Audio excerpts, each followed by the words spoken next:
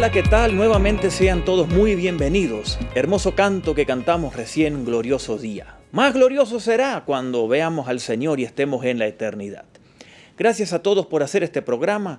También a nuestro hermano René por haber venido y hacer la introducción y luego hará la conclusión del mismo. Antes de empezar con el tema, quiero solamente mencionarles esto y tengo un par de anuncios. Hace un par de semanas, antes del seminario bíblico, terminamos la serie de 10 temas sobre cómo manejar el dinero y hablamos de muchos factores y muchos principios para la prosperidad económica, para liberarnos de la esclavitud financiera, de las deudas, etcétera, etcétera. Pero algo que no enseñamos, pero sí está en el bosquejo del 10º tema, que todavía está en la aplicación en los celulares, la aplicación de la iglesia. Allí pusimos un artículo sobre la herencia, para algunos de ustedes muy importante. Allí nosotros hablamos y pusimos algunos textos bíblicos sobre cómo se usaba o se manejaba la herencia en el Antiguo Testamento. Hablamos de algunos principios de la herencia, algunos consejos. Usted puede leer aún ese artículo, le va a dar mucha luz sobre el tema. Lo que yo he notado es que cuando alguien tiene bienes y los va a dar en una herencia, yo he notado que a veces se siguen patrones por tradición y no se investiga qué es lo más sabio. En algunas economías del mundo se cree que el dinero da protección. Y eso es falso, ya lo hemos estudiado. Solo Dios da protección. Nunca el dinero es protección porque uno nunca sabe cuánto necesita para protegerse. Y en algunas economías, como las latinas, donde nosotros vivimos, ni se habla del tema de la muerte, se hacen chistes de la muerte, y como no se habla del tema seriamente, no se dejan las herencias establecidas y se arman todos unos problemas luego con los herederos. Hay que ser sabio con eso. Segundo, yo he notado en los ejemplos que yo he visto en la vida, y lo veo, generalmente cuando alguien tiene una herencia y la va a distribuir, se trata de distribuirla equitativamente entre los miembros de la familia. Y eso a veces no es correcto. Eso a veces es lo más injusto posible. Y usted dirá, pero hay que ser justo y darle a todos igual, o a los parientes o a los hijos. Mire, si usted tiene un hijo derrochón que vive mal, no le puede dar lo mismo que al hijo sabio. Eso es ser injusto. Lo justo es que al que es sabio usted lo recompense y le dé más. Eso es ser justo, ¿ok? Y tercero, otro principio muy importante. Esté seguro, si usted tiene una herencia y la va a dejar, esté seguro que usted deja algo para el reino de Dios. Y usted se va a asustar y va a decir, ¿cómo es posible? Bueno, mire, si usted ama a Dios, el último acto suyo en esta tierra que usted va a hacer por el reino de Dios es dejar algo de su herencia para el reino de Dios, a la iglesia donde usted se congrega u otras organizaciones cristianas. Como pastor de la iglesia Nazaret Central aquí en Guatemala, he visto un par de ejemplos de miembros de la iglesia que han dejado parte de su herencia a la iglesia, a la congregación, y ha sido de gran bendición para extender el reino de Dios y también para esas familias. Así que tome en cuenta eso. Y también hay unas situaciones legales que escribimos allí en ese artículo y usted lo puede leer, lo puede descargar todavía en la aplicación en los celulares. Y por sobre todo, recordar lo que dijo Pedro allí en 1 Pedro capítulo 1, versos 3 y 4, donde Pedro habla dando gloria al Señor y dice que recibimos de Él una herencia indestructible, incontaminada. Esa es la herencia reservada en el cielo para nosotros. Esa es la mejor herencia por encima de las posesiones materiales. ¿Ok? Ahora bien, este viernes que viene vamos a estudiar un tema muy importante y se lo recomendamos a todos ustedes. Este viernes a las 8 de la noche, hora de aquí de Guatemala. ¿Por qué se enfrían algunos cristianos? ¿Cuáles son los síntomas de que una persona está fría espiritualmente? ¿Cómo prevenir el enfriamiento espiritual? Y si me estoy enfriando, ¿cómo volver a hacer que arda la llama por el Señor? Así que los esperamos este viernes, porque con esto de la pandemia, muchos le echan la culpa a la pandemia de su enfriamiento. Así que vamos a ver este viernes este tema, no se lo pierda.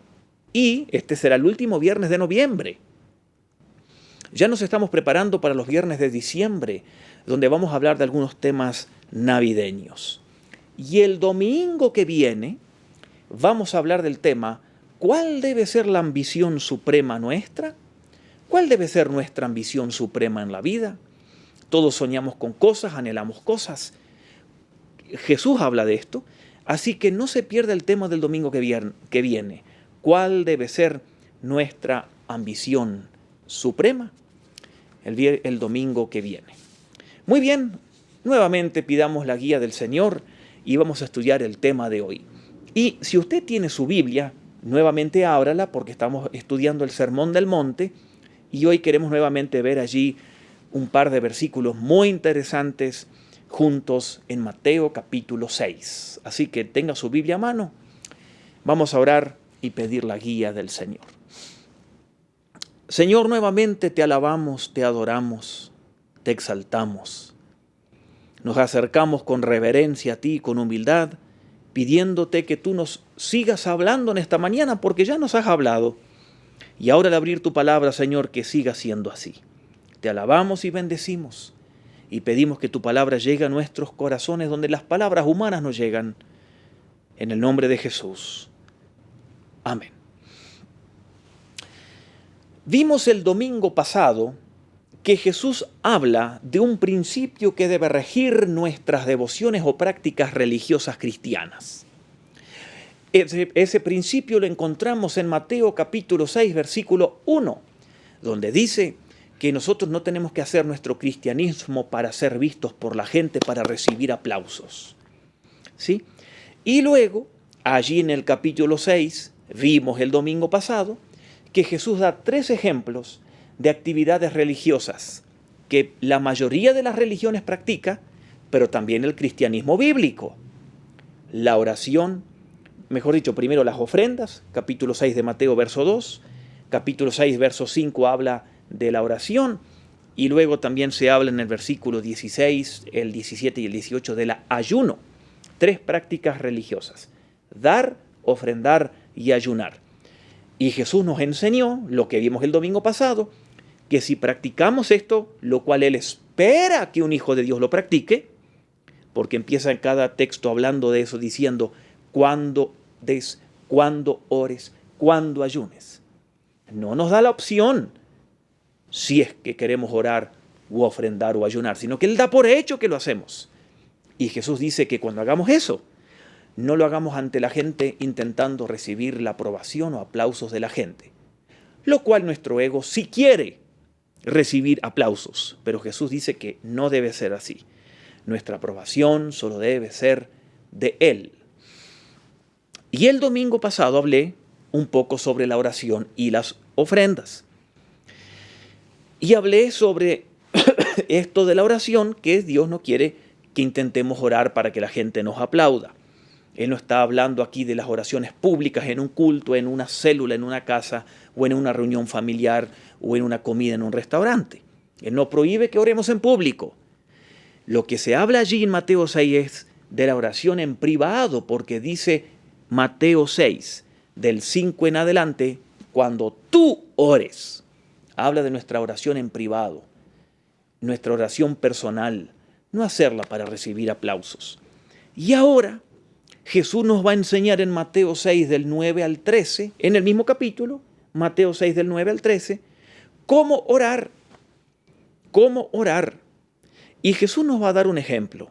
Quiero leerles porque esto es muy breve y vamos a ver luego algunos principios sobre este tema. Mateo 6 del 9 al 13 dice así: ustedes deben orar así. Padre nuestro que estás en el cielo, santificado sea tu nombre. Venga tu reino, hágase tu voluntad en la tierra como en el cielo. Danos hoy el pan cotidiano. Perdónanos nuestras deudas, como también nosotros hemos perdonado a nuestros deudores. Y no nos dejes caer en tentación, sino líbranos del maligno. Indudablemente, indudablemente nos encontramos aquí a uno de los temas más vitales en relación a la vida cristiana. Por eso, el título del tema de hoy es: ¿cuál es la actividad más elevada del alma? ¿Cuál es la actividad más elevada, más profunda de nuestra alma? Y aquí Jesús habla de eso, de la oración. Así que quiero hablarles brevemente de la importancia de la oración y luego cómo y por qué orar. Primero, el hombre o la mujer nunca es más grande que cuando está de rodillas. Recuérdenlo. Ofrendar es excelente, ayunar también, pero nunca somos más grandes que cuando estamos de rodillas.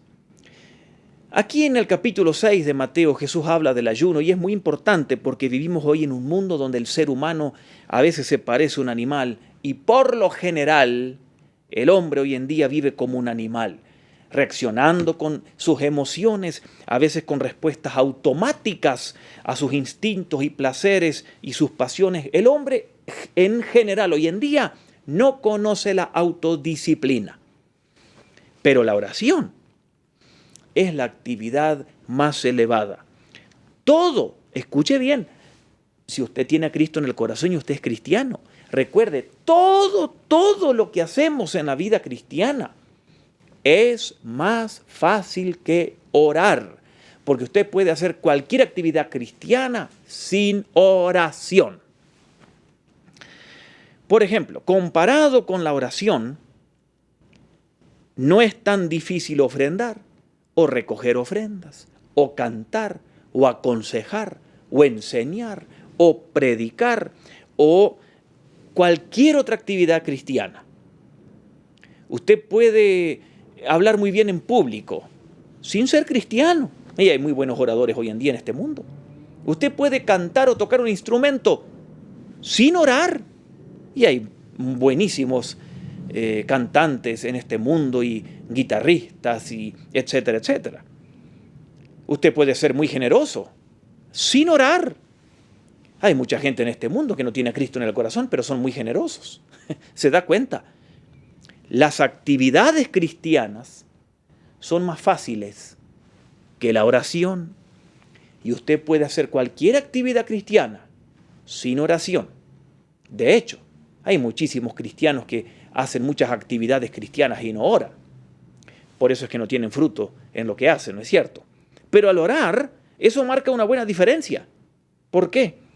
Porque cuando oramos, ahí se ve verdaderamente nuestra condición espiritual. ¿Se dieron cuenta de algo?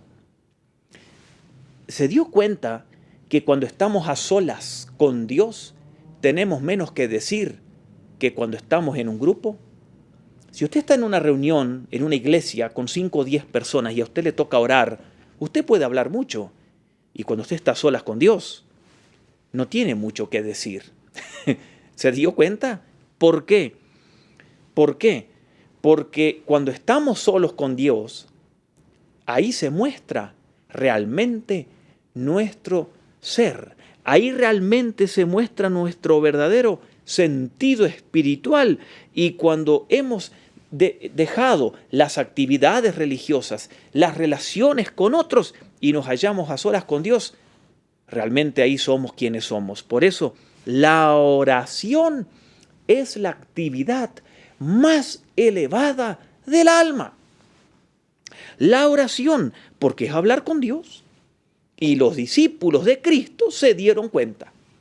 Los discípulos del Señor Jesucristo vieron a Jesús expulsar demonios, un montón, sanar enfermos, resucitar muertos. Pero, ¿qué fue lo que ellos le pidieron a Cristo que les enseñara? ¡Enséñanos a orar!, dijeron. ¿Por qué? Porque ellos fueron sacudidos por la vida de oración de Jesús. Lo veían levantarse temprano a veces para hablar con el Padre, lo escuchaban hablando con el Padre, y ellos sabían que había un problema en el ser humano que todavía persiste hoy. No nos nace naturalmente hablar con Dios, orar. ¿Se dio cuenta? Usted mira una película o un partido de fútbol a las 12 de la noche y no se duerme. Y usted se quiere poner a orar y se va a dormir.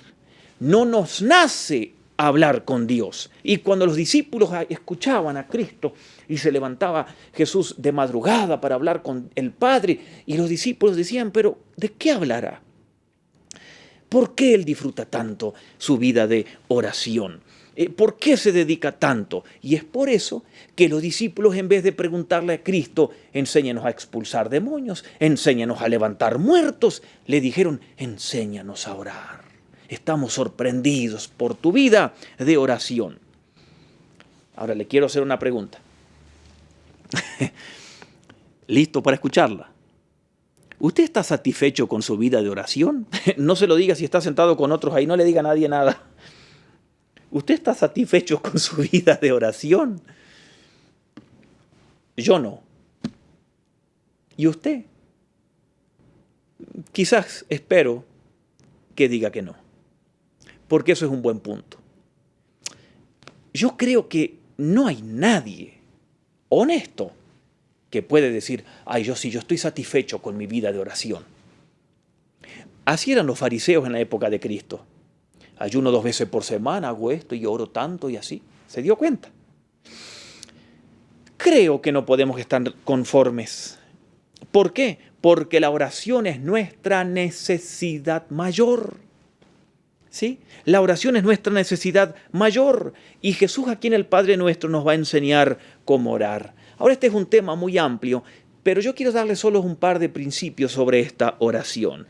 Primero, esta oración del Padre Nuestro, aquí en Mateo 6, del 9 al 13, ha sido motivo de muchos errores. Esta oración ha sido motivo de muchos errores. Ha sido motivo esta oración del Padre Nuestro de muchas confrontaciones y de mucha controversia. Porque al pensar en esta oración, muchos la usan para hablar con Dios, pero no hablan nada más con Dios.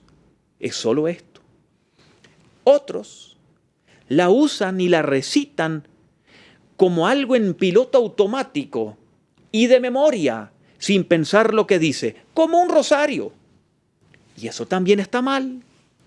Y otros, cristianos, para no caer en esos errores, ni siquiera la recitan, ni siquiera lo oran.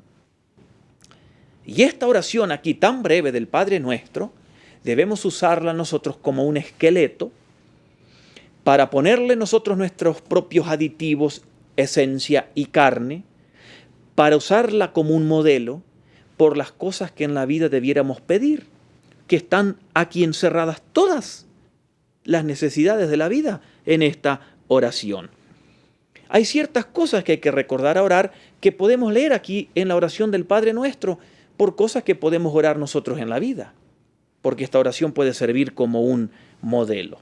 Ahora, una pregunta, ¿por qué orar y cómo orar? Muchos dicen, ¿lo ha escuchado usted? Yo oro, pero Dios no me responde. Muchos dicen eso. Bueno, quizás se han acercado a Dios de la manera incorrecta. Por eso es que dicen que Dios no le responde. Porque cuando oran y hablan con Dios, lo único que hacen y lo primero es centrarse en sus necesidades personales. Nada más. Nada más. Y esta oración, claro, nos muestra que hay que orar por el dolor de cabeza, por la artritis, por el pan de cada día. Pero no es lo único, ni lo primero cuando nos acercamos a Dios para hablar con Él. Por eso, si voy a hablar con Dios, a veces, antes de hablar, me tengo que tapar la boca. ¿Escuchó? Si voy a hablar con Dios y voy a dedicar unos minutos para eso, a veces antes de empezar a hablar y contarle que me duele aquí, que me duele acá y pido por esto y por esto, quizás tengo que aprender a taparme la boca ante la presencia de Dios. ¿Recuerdan a Job, el hombre que sufrió allí en el Antiguo Testamento? Después de que él adora a Dios y empieza a sufrir un montón en su propio cuerpo por un problema físico que Dios permitió, él empieza a alegar con Dios en todo el libro de Job y empieza a decir un montón de cosas. Al final del libro, Dios va a responder. Y cuando Dios le responde a Job, ¿cómo reaccionó Job? En Job 44 dice Job, ¿qué voy a responderte? Me debo tapar la boca. Me debo tapar la boca. Porque él se dio cuenta que había hablado mucho y dijo cosas sin sentido.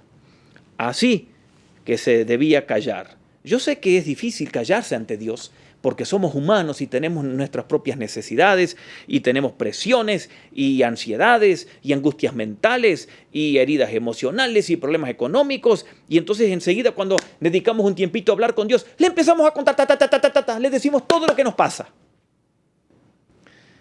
Y a veces hay que empezar diferente. Si uno quiere establecer contacto con Dios, primero debe darse cuenta que está estableciendo contacto con Dios. Si queremos hablar con Dios, debemos darnos cuenta con quién estamos hablando.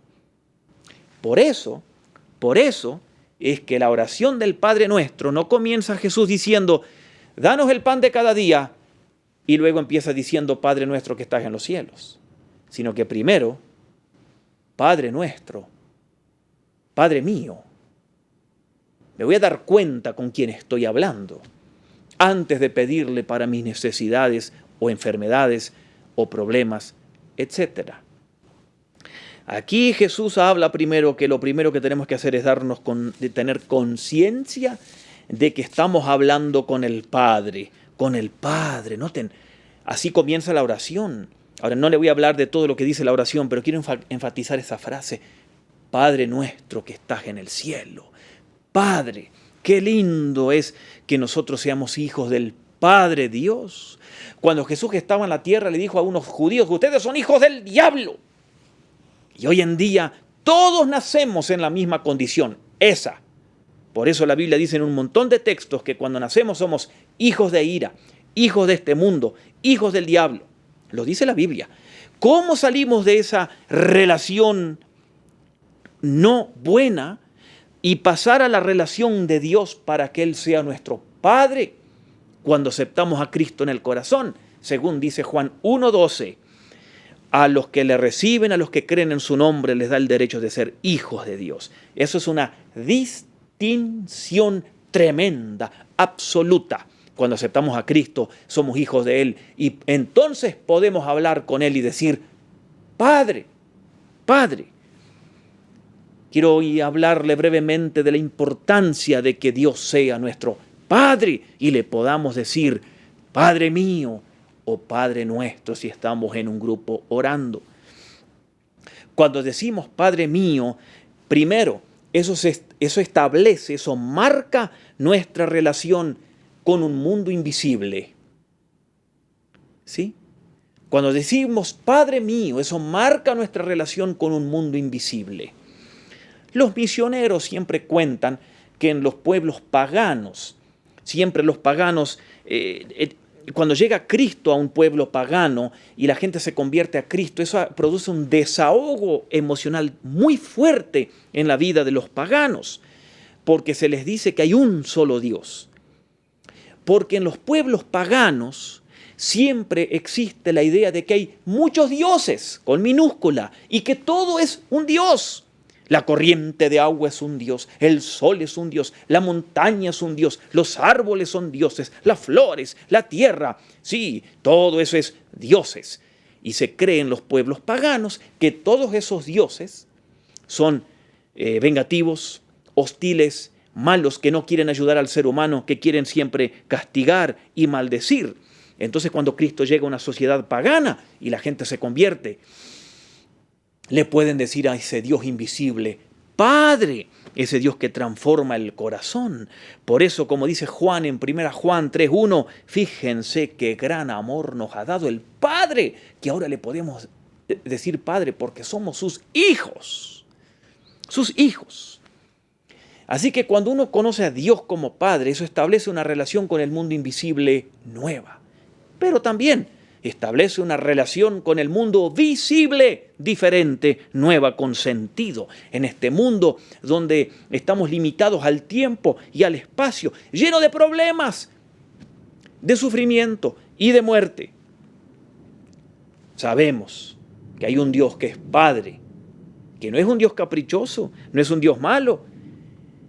Por lo tanto, podemos sobrellevar los problemas porque estamos tomados de la mano del Padre, del Padre.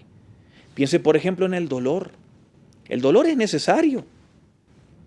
Si no existiera el dolor, nosotros no moriríamos antes de enfrentar una enfermedad porque no sentiríamos nada. Muchas veces el dolor es una luz roja que Dios nos da de que algo funciona mal. Si yo tengo un dolor aquí en el dedo, eso es necesario para mirar y darme cuenta que quizás tengo una astilla clavada. Si no existiera o no tuviera sensación de dolor, esa astilla me puede infectar el dedo, me lo tengo que cortar.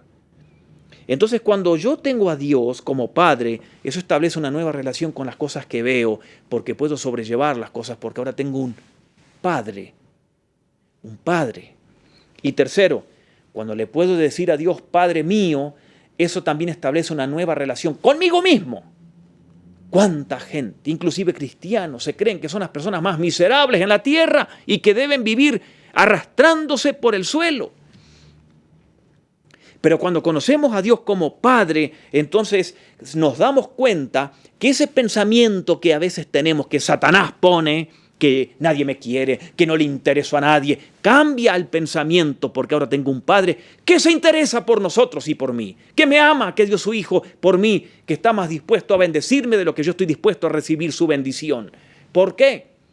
Porque como dice Pedro, ahora soy linaje escogido, real sacerdocio, nación santa, pueblo que pertenece a Dios. 1 Pedro 2:9. Cuando lo tengo a Él como Padre, establece una nueva relación con lo invisible, con lo visible y conmigo mismo. Pero notemos la importancia, como Jesús comienza orando. Padre nuestro que estás en los cielos. Ahora, esto es muy importante porque cuando nosotros decimos Padre o Dios mío o Padre nuestro que estás en los cielos, podemos tener esa relación de amor con Él. Pero el problema está en aquellas personas en este mundo que tienen un mal concepto de la paternidad, porque han tenido un padre humano que ha sido cruel o que los ha abandonado, o un padre humano que ha tenido un papá, o un hijo que ha tenido un papá borracho que maltrataba a todos en la familia, ni el gato se salvaba, les pegaba a todos. Se gastaba todo el dinero en él mismo y no había comida o leche en la casa. Entonces los niños que nacen con esa idea distorsionada de un padre cruel, les cuesta creer que Dios es un Padre amoroso. Por eso Jesús entendiendo esto, Jesús no solo dice Padre nuestro, sino que Jesús le agrega algo a la frase. No dice un Padre nuestro como cualquier papá humano. Dice, Padre nuestro, que estás ¿dónde? ¿En la tierra? No, porque los padres humanos fallan. Padre nuestro que estás en el cielo. Es de una condición diferente a los padres terrenales. Es diferente. No es un padre humano, es un Padre que está en el cielo con toda su grandeza y poderío. Padre mío que estás en el cielo. Y como Él es un Padre que está en el cielo, Él quiere darnos lo mejor. Él quiere bendecirnos totalmente porque su omnipotencia no tiene límites. No es como un Padre humano. Nos puede bendecir con todas las bendiciones del cielo. Y pensar en ese Padre que está en el cielo nos lleva a pensar en dos cosas. Cuando empezamos a orar y decimos Padre mío, Padre nuestro, nos recuerda su amor y su santidad y su amor. No es un Padre humano, es un Dios que está en el cielo, por eso es un Padre santo, es diferente. Él no está de acuerdo con los pecados, con las injusticias, con las maldades de este mundo. Es un Padre diferente, está en los cielos, es un Padre santo. Por eso no me puedo acercar a Él como trato a cualquier amigo, con tanta confianza que uso palabras o términos vulgares o que le exijo cosas cuando oro. No, Él es un Padre que está en el cielo, santo, amoroso. un gran amor hacia nosotros. Es un Dios a quien llamamos Padre, pero que está en el cielo. Un Dios lleno de santidad y de amor. Y también cuando decimos Padre nuestro o Padre mío que estás en el cielo, nos debemos recordar que es un Padre o un Dios que tiene todo poder, porque no está en la tierra, está en el cielo. Hace todo lo que quiere y no tiene límites, tiene todo poder. A veces nos frustramos aquí en la tierra, seguramente, porque vemos un problema o alguien indigente o un niño con problemas de salud o un familiar, un ser querido, y quisiéramos hacer algo para que salga de esa condición y no podemos. A veces una persona querida tiene cáncer y quisiéramos sanarla y no podemos. Y eso nos frustra. Pero no es así con el Padre nuestro que estás en el cielo, porque Él tiene todo poder y hace todo lo que Él quiere. Qué lindo que al acercarse a Dios en oración nos demos cuenta que es un Dios que está en el cielo, que nos ama, que envió a Jesús. Pero es un Dios santo. Y es un Dios que tiene todo poder, que no hay límites para Él. Y antes de comenzar a orar pidiendo cosas por el dolor de cabeza, porque me duele la cintura y por esto, porque a veces oramos por todas esas cosas, son mis necesidades siempre. Tenemos que recordarnos con quién estamos hablando, con ese Padre que está en el cielo. Sí, la oración es la actividad más elevada del alma. La oración es una actividad obligatoria para nosotros, es nuestra mayor necesidad. Y los discípulos se dieron cuenta y le dijeron a Cristo, enséñanos a hablar con el Padre. La oración del Padre Nuestro, como leímos aquí en Mateo 6, del 9 al 13, ha sido muy mal usada, porque se usa como algo mecánico, como diciéndola solo en repeticiones, sin pensar en lo que dice. Y otros, para no caer en eso, ni la mencionan.